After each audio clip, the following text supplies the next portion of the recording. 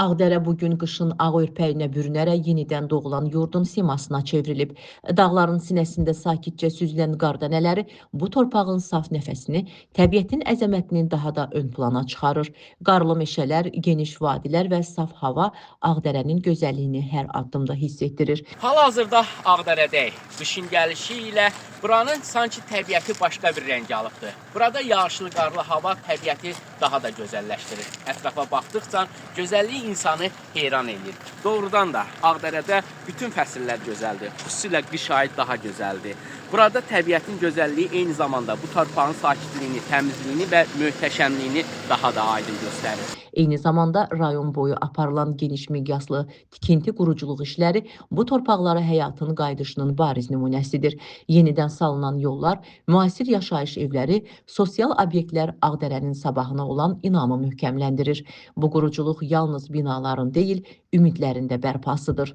Ən böyük sevinc isə kəndlərə qayıdan insanların üzündə oxunur. Doğma ocaqlara dönüş, illərin həsrətindən sonra torpağa yenidən ayaq basmaq, bunlar əsl xoşbəxt günlərdir.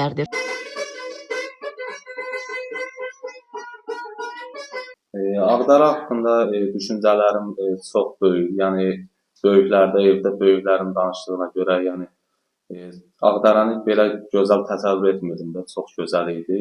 Mənim üçün də gəldim öz ata-baba yurdumu görmək mənə çox xoş oldu. Allah şəhidlərimizə birincisi rəhmət eləsin, qazilərimizə can sağlığı versin. Onların sayəsində gəlib bu günə çıxmışıq, burada oturmuşuq öz evimizdə, elimizdə, obamızda.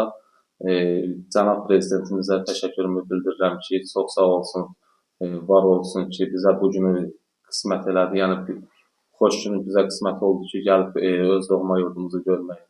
Uşaqların gülüşü, ocaqlardan qalxan tüstü, kənd həyətində yenidən canlanan həyat Ağdərənin dirçəlişinin ən gözəl mənzərəsidir. Bugün Ağdərə qışın gözəlliyi ilə bərabər güclü dövlət iradəsinin, xalqın yenilməz ruhunun və vətənə olan sonsuz sevginin simvoludur. Bu torpaqlarda həyat yenidən çiçəklənir, gələcək inamla qurulur. Könül Kazımova, Şamxal Adgözəlov, Həcər Həsənova bugün informasiya proqramı üçün.